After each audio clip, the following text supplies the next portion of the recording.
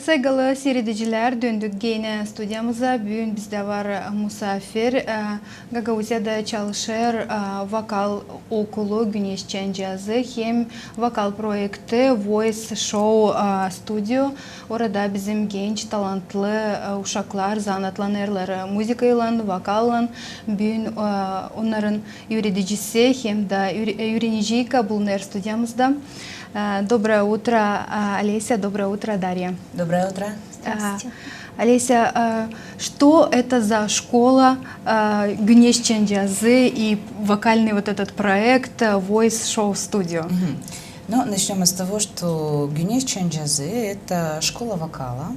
Это первая школа вокала на территории Гагаузии, где детки занимаются, профессионально обучаются вокальному мастерству для того, чтобы потом они имели возможность кто-то на местном уровне, кто-то на национальном, кто-то даже на международном уровне имел возможность показать свой талант, все, что они умеют, знают, и, может быть, возможно, даже кто-то из них возьмет это как... будет дальше заниматься этим искусством и сделает его частью своей жизни. Чем отличаются этот проект и школа? Ну, в школе вокала мы занимаемся, мы обучаемся, мы постигаем мастерство вокального искусства.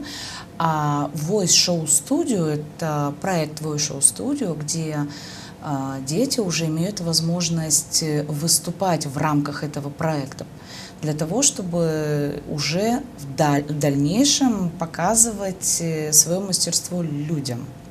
То есть мы, когда выезжаем куда-то на мероприятие, мы представляем проект Voice Show Studio. Он получается своего рода концертный вариант работы. Результат. Мы показываем результаты нашей работы в рамках именно этого проекта. Ребята выступают не только в Гагаузии, но и на международных конкурсах. Сейчас уже у нас несколько лет ковид, и нет возможности и выезжать. И чем занимались ребята, как давали концерты? Ну, начнем с того, что нет ничего невозможного, и всегда в любой ситуации есть выход из положения. Даже несмотря на то, что ковид, учитывая то, что у нас сегодня очень развиты технологии, мы имеем возможность давать мероприятия не только офлайн, как сейчас говорят, но и онлайн, включая в прямом эфире. То есть сегодня это вообще не проблема для музыкантов, для певцов в том числе, это вообще абсолютно не проблема. Мы занимаемся, продолжаем заниматься и до ковида, и во время ковида, и нам это абсолютно не мешает. Детки наши выступают, вот уже который год выступают и на сцене и Дома культуры, на сцене города, в рамках Гагаузии. Мы, наверное, объездили практически все населенные пункты Гагаузии, свой шоу-студио. Сколько детей? Появилась у нас возможность участвовать и в Кишиневе, то есть в рамках республиканских мероприятий, и в рамках международных мероприятий. Мы уже имеем опыт выступлений, и я вам скажу, это очень хороший, интересный, шикарный опыт. Судя по тому, как наш стол наполнил медалями и грамотами, видно, что ребята занимают места, усердно работают, и результат виден. Да, но мы стараемся. Здесь, к сожалению, далеко не все, потому что, немножечко забегая вперед, скажу, что мы участвуем как в офлайн мероприятиях, так и в онлайн мероприятиях. И одно из последних, вот уже приехали к нам из Сочи, приехал Кубок и медаль, первое место в Voice Show Studio. Это был август, сейчас в начале октября мы участвовали в «Осенние таланты», и получилось так, что еще не доехали наши награды. Ждем из Украины, ждем еще из России, несколько конкурсов. Вот. Как только, так мы сразу к вам. Но совсем недавно, с 28 по 31 октября, вы принимали участие на международном конкурсе «Констеллация Талантилор». Ваша ученица принимала участие, Дарья Кичук, заняла второе место. Там было 25 стран, в том числе и Молдова и Гагаузия. Да, вы знаете, было очень приятно, когда представляли стран. Действительно было очень много стран, фактически со всех уголков земного шара. Мы когда с Дашей послушали, откуда прибыли участники, включая и Америку, и Мексику, вообще я даже не могла сначала представить себе, как люди в тех странах узнали, что есть такой конкурс. Но очень приятно было участвовать. Приняли нас очень душевно. Для меня всегда, я говорю всегда о том, что для меня большая гордость, когда наравне с другими флагами на сцене красуется наш гагаузский флаг. Это такая гордость за нас. Ну, как представители от Гагаузии мы всегда имеем в своей атрибутике что-нибудь из Гагаузии, чтобы все знали о том, что есть такой народ Гагаузии, есть такое маленькое все-таки государство под названием Гагаузия. Нас приняли очень тепло, очень радушно. Вот вообще вам скажу, никаких проблем не было, вот ни с чем. Настолько было приятно. Мы как будто к себе домой приехали, на самом деле. Мы как будто дома находились. И немного, наверное, было непривычно с онлайн-формата переходить на офлайн. В этом году этот конкурс проходил офлайн. Мы участвовали в офлайн-формате. Не скажу, что непривычно, просто я очень рада тому, что в этом году провели офлайн. Все-таки организаторам удалось решить этот вопрос и провели офлайн. И встретили очень много знакомых и конкурсантов, и их представителей из разных стран, потому что мы уже имеем знакомство и в России, мы имеем на Украине знакомство, и нам очень приятно было их опять встретить, это было очень здорово. Но вот по поводу конкурсных выступлений, честно вам скажу, было, даже несмотря на то, что мы как бы считаемся, что мы дома, да, выйти на большую сцену, где такое большое количество людей, конкурсантов, потому что только в индивидуальной программе было, чтобы не соврать, порядка 260 конкурсантов. Только в индивидуальной, в сольной программе. Да, разного возраста, но это очень большое количество людей, очень конкурсантов, и все достаточно сильные. И плюс ответственность, которая на нас лежит, что мы должны представить, у нас маленькая, но она Гагаузия, и мы ее представители, потому что с Гагаузией мы были только вдвоем, поэтому на нас лежала очень большая ответственность. Я все-таки считаю, что мы справились. Мы тоже считаем, что вы справились, если учесть, что Дарья первый раз принимала участие вообще в конкурсе. Уже не говорим о том, что это был международный конкурс, такой высокий уровень. Наверное, Дарья волновалась, но тем не менее заняла второе место, почетное место. Дарья, скажите, как давно занимаетесь музыкой? Год есть, да. Да, в школе вокала она занимается год.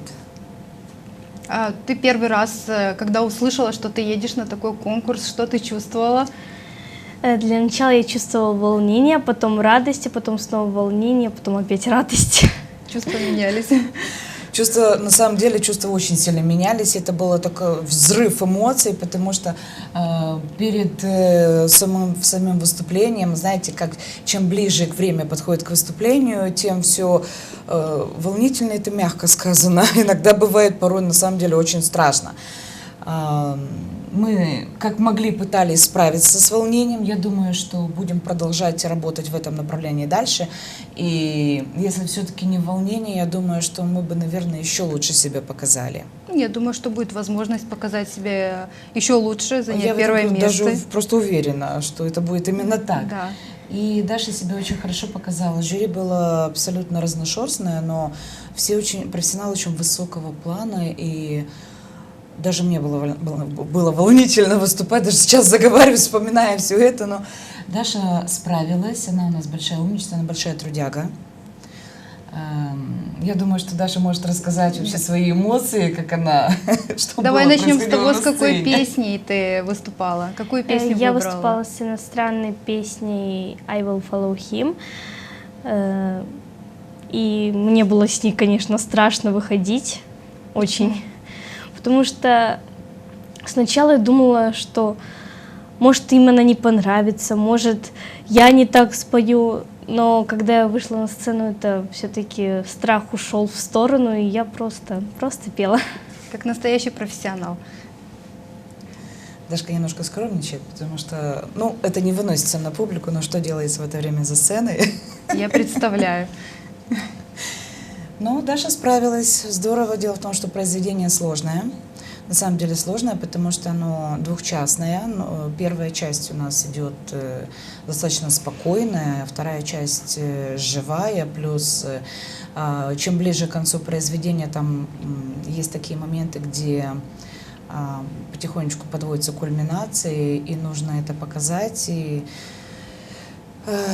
я думаю, что все-таки мы справились, потому что жюри оценило, и с выбором программы мы не прогадали. У нас есть небольшое видео с выступления Дарьи. Я предлагаю посмотреть, вы можете прокомментировать. Давайте. Это видео, да? Да, это мы делали фотографии.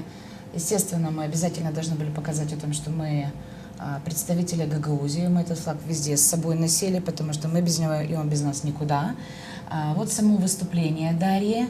На лице эмоции все есть, включая то, что должно быть и в течение всего произведения.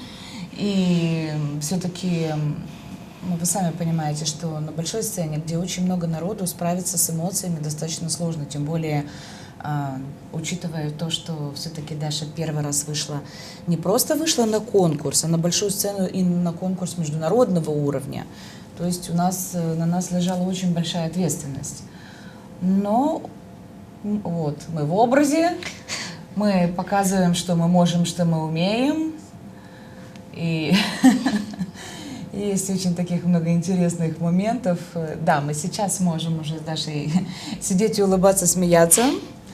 Но тогда это было... Все равно было, какое лицо было. Да, на самом деле, да.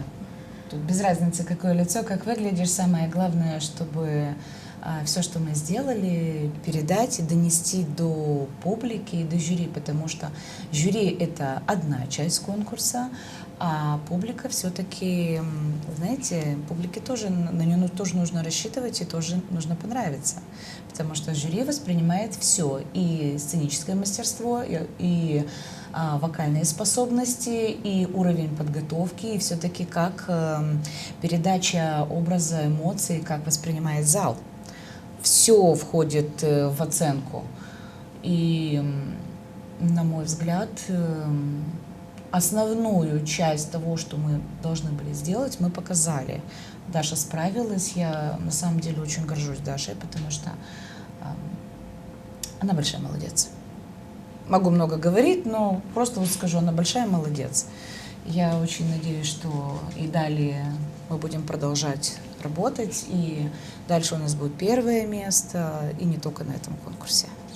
Мы тоже надеемся, что Дарья на этом не остановится, будет больше заниматься вокалом. И следующий международный конкурс уже будет первое место. Да даже если не будет, не стоит расстраиваться, это тоже опыт, и надо стремиться всегда к большему и к лучшему.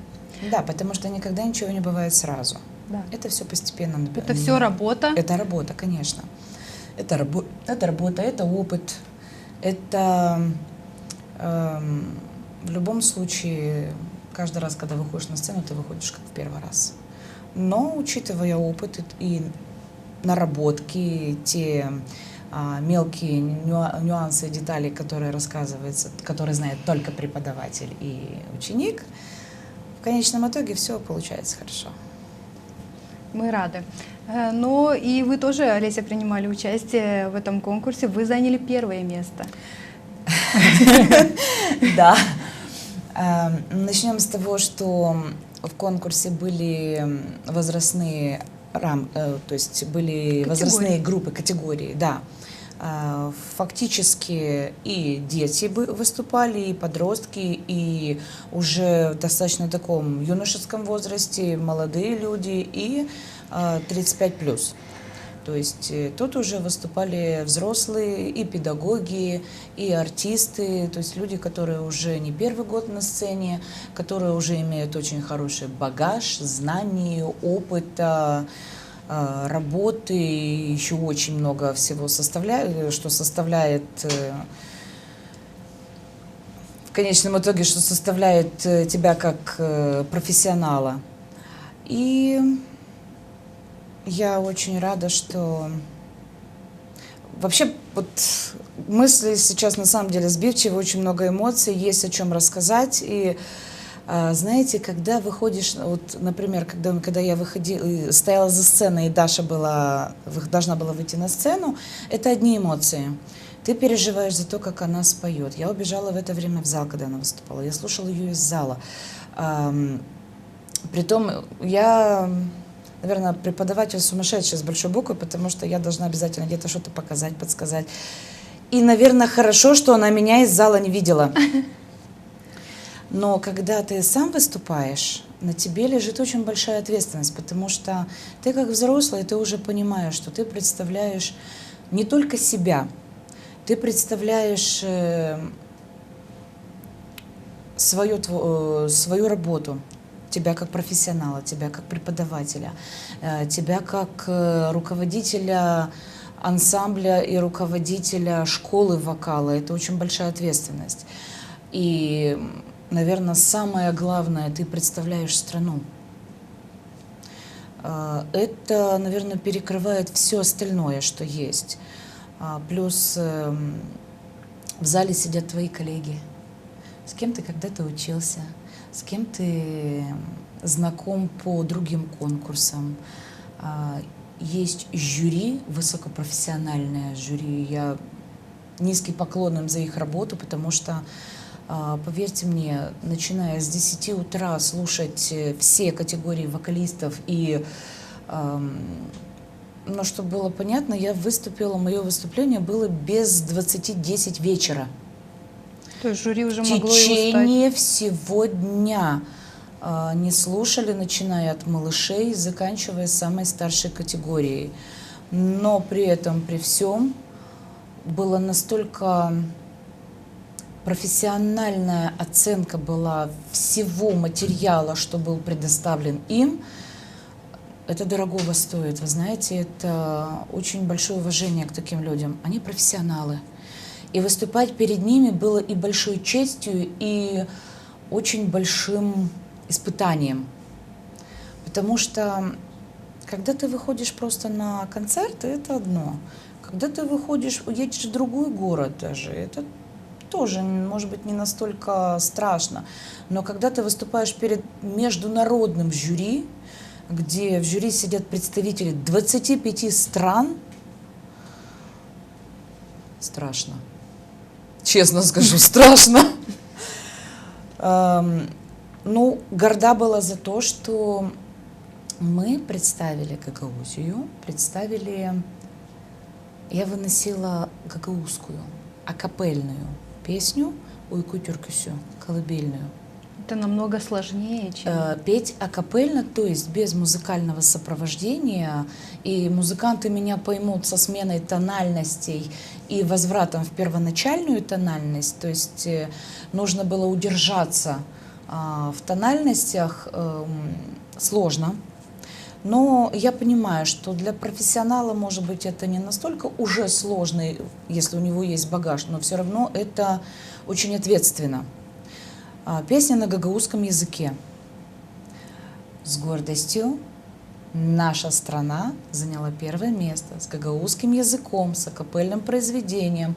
Это произведение было написано Ильей Ильичем Филевым, и текст был написан Петри Чеботарь. Теперь я точно знаю, что в 25 странах мира о нас знают это произведение, знают наших авторов, знают наших исполнителей, знают нашу культуру, знают наш уровень. И это здорово. Когда выступала, было ощущение, наверное, разное, потому что когда начинаешь петь, ты понимаешь, что все-таки это колыбельная, и особо большой какой-то динамики, какой-то там шикарный голос ты не покажешь. Там нужно было показывать именно мастерство, начиная от самого-самого тихого звука в развитии, не перекричать и опять уйти в конце произведения к самому тихому звуку, но при этом он должен не пропасть, а он должен звучать. Это сделать нелегко. Было волнительно, чтобы я переживала за то, чтобы жюри поняли это. Потому что после всего, целый день слушая фонограммы и очень диапазонные произведения других исполнителей, где и высокие верха, и громко, и все это, и длинные ноты, и после этого просто переключиться и послушать тихую, спокойную, но очень сложную вещь, произведение, да, нужно было понять его. Было очень приятно, когда вот Дашина мама сказала, что один из членов жюри встал из-за стола, где были все члены жюри, ушел в конец зала, чтобы ему никто не мешал, и он очень серьезно и вдумчиво слушал произведение. Понравилось, и это было здорово. В мою задачу входило, вы же прекрасно понимаете, что пока жюри объявляет, кто-то шумит, кто-то, то есть зал живой, зал гудит. Это колыбельное произведение, и в мою задачу входило успокоить зал. И я считала, что если я успокою зал, если он затихнет, то я с задачей справилась, все-таки колыбельная. И я сегодня могу с уверенностью сказать, что я с задачей справилась, потому что зал замолчал. Замолчали абсолютно все. И те дети, которые сидели, и те взрослые, и члены жюри, все сидели, слушали. Это было очень приятно. И уходя со сцены, я поняла, что мы справились. Это классно. Давайте послушаем вашу песню. У нас есть видео? Есть. Давайте послушаем песню, которую Олеся исполняла на конкурсе. Și trecem la următoarea participantă cu numărul 2, Barbadem Olesea, Moldova, cu piesa Uyku Türküsü.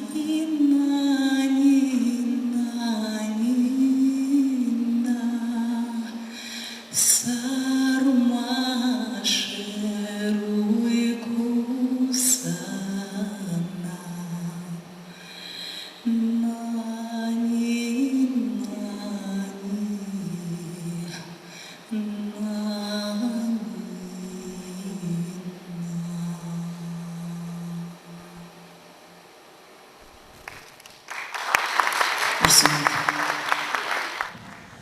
Ну, прекрасная песня, очень чувственная. Вы даже прослезились, вспомнили эмоции. Вернулись в те эмоции, все, что было за сценой. И на самом деле это непередаваемое ощущение. Настолько сильные эмоции, сильные чувства и очень такие И песня приятные. сильная и приятная. Это от мамы к детям. Всегда волнительно, как и у артистов. Я, знаете, что заметила, что пока мы слушали вашу песню, ваша ученица видела ваши ошибки, поправляла вас, делала вам замечания, вы с ними соглашались. Видно, что есть какой-то, не какой-то, а есть коннект между вами. А взаимодействие есть, да. потому что мы всегда обсуждаем, даже тогда, когда Дарья выступила, сразу на месте, что было так, что было не так, где можно было исправить, где можно подправить, ну это как бы такие внутренние моменты, да. Что касается моего выступления, скажу сразу, я не так часто пою на гагаузском языке, и Даша меня корректировала, серьезно корректировала. От нее я чувствовала вот на мероприятии относительно гагаузского языка, я чувствовала очень хорошую поддержку, потому что где-то что-то не так, Лиза Георгиевна, там немножко вот так надо, там вот так надо. То есть я ее корректировала в англоязычной песне, она меня корректировала в гагаузской песне. И у нас очень хороший тандем получился. Ну, да. Я тоже так считаю. Пока Олеся Георгиевна выступала, Дарья, ты была в зале, тоже смотрела выступление, да? Да.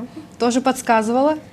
Ну, вообще прыгала, ну, я знала, что я там уже не увижу, то есть Олеся Георгиевна меня не увидит, потому что я выступала первая, я смотрела, а в зале я никого не видела, но Олеся Георгиевна, оказывается, прыгала, махала мне, чтобы я сделала все правильно, но я ее не видела.